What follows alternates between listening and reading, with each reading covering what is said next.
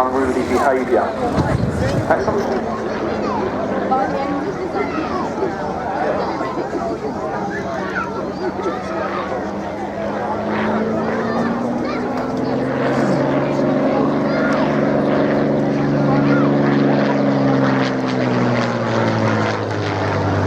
Could almost be back at one of the Hendon pageants or displays of the 1930s in watching this aircraft going through its paces. Just 117 Fury 1s like this were built for the RAF, and the squadron that flew them, starting with number 43 Squadron based at Tangmere, put on spectacular displays, sometimes tied together in formation.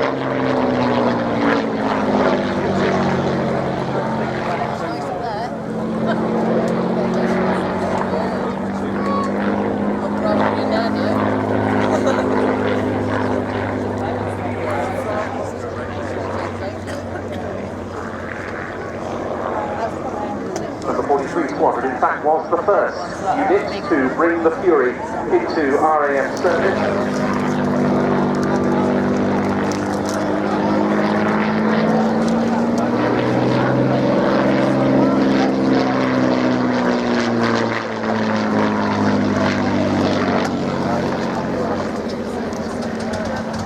Only 98 of those Mark IIs were built, and just 6 RAF squadrons, when aircraft of the RAF fighter squadron of the day, including the Fury that we see here, and the Gladiator that you can see on static display, began to receive camouflage. The threat of war was increasing,